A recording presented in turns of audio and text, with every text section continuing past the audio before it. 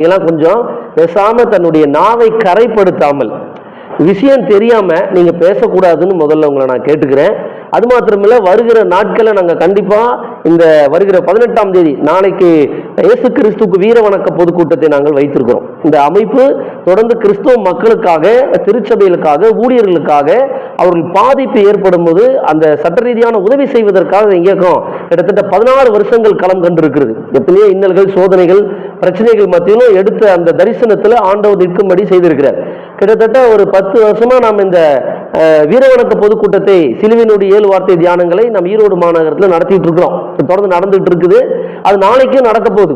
கூடுமானால் இதை கேட்கிற சகோதரர் நீங்க கலந்து கொள்ளுங்கன்னு உங்கள் அன்போடு கூட கேட்டுக்கிறேன்.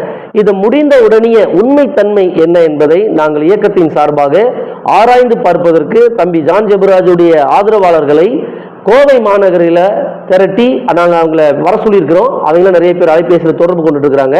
அவங்களோட உட்கார்ந்து நேர்ந்து கலந்து இந்த நிகழ்ச்சி, அந்த ஆர்ப்பாட்டத்தை என்ன செய்யலாம் அப்படின்னு காவல்துறை இடத்துல போய் பேசி எங்க என்ன நடந்திருக்குது, சட்ட ரீதியான என்ன காரியங்கள் ஸ்டெப் எடுத்துட்டு இருக்கிறாங்க அப்படிங்கிறத நம்ம பார்த்து மீண்டும் உங்களுக்கு நாங்கள் அறிவிக்க போகிறோம்.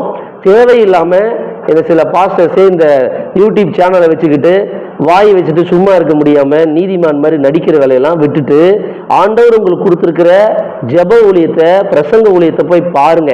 நிற்கிறேன் என்று சொல்லுகிற விழாதிருக்கும்படி ஜாக்கிரதை இருக்கணும்னு பைபிள் வசனம் நமக்கு சொல்லுது. நீதிமான் எழுதுறவர் இருந்தாலும் எழுந்திருப்பான். உளுந்தானே தெரியல, நீங்க எப்படி உளுந்துதான் பேசுறீங்க, எப்படி தவறு பண்ணிட்டான்னு பேசுறீங்க. ஒருவேளை நண்பு சகோதரர்களை பேசுறவங்களை நான் சொல்றேன், நீங்க உண்மையிலுமே இயேசு கிறிஸ்துனுடைய பிள்ளையா இருந்தீங்கன்னா, உண்மையுமே ஆண்டோடைய ஊழியக்காரர்களா நீங்க இருந்தீங்கன்னா, இயேசு கிறிஸ்து வேத வசனத்துன்னு ஒரு மூத்த சகோதரர், நல்ல ஒரு சகோதரன் நேசிக்கிறவன் அவன் நிர்வாணத்தை மூடத்தான் பார்ப்பான். இன்னைக்கு நமக்கு எதிராக இருக்கிற சகோதரர்கள், அவங்க பாத்தீங்கன்னா தேவனை அறியாத சகோதரர்கள், அவங்க சேனல்ல கூட இந்த சாட்டை துரைமுருகனை தவிர, இந்த சாட்டை இருக்கல சாட்டை, அந்த சாட்டையை தவிர யாருமே வாயை திறந்து சரியா பேசல. அவங்க கூட தெரியாதுன்னு சொல்றாங்க.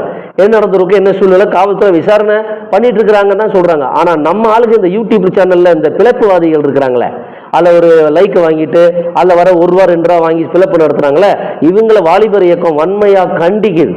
நாளைக்கு இந்த அரசு ரீதியா அந்த வழக்கு தவறான வழக்குன்னு தெரிஞ்சா உங்க மேல நாங்க மான நஷ்ட வழக்கு தொடர்றது கூட தயங்க மாட்டோம். அதனால செய்தி இடுறவங்க ரொம்ப கவனமா நீங்க செய்தி இடணும். ஆண்டவர் சொல்றாரு, நீங்கள் குற்றவாளி என்று தீர்க்கப்படாதபடிக்கு மற்றவர்களை குற்றவாளிகள் என்று தீர்க்காதிருங்கன்னு சொல்றாரு. நேற்று குவைத்திலிருந்து ஒரு சகோதரனுக்கு போன் பண்ணி இதைத்தான் சொன்னார். அப்ப நான் சொன்னேன், உண்மையா ஊழியம் செய்யறவங்களுக்கு இது பெரிய விஷயம் இல்லைங்க. பவுலிசீலா சிறைக்கு போகலையா? இப்ப தம்பி ஜான் ஜெபராஜ் சிறைக்கு போனதுனால திரும்பி வரும்போது ஒரு டபுள் பவர்ல தான் வருவார். நீங்க எழுதி வச்சுக்கீங்களேன். முன்ன இருந்த ஊழியத்தை காட்டிலும் பின்பு இருக்கிற ஊழியம்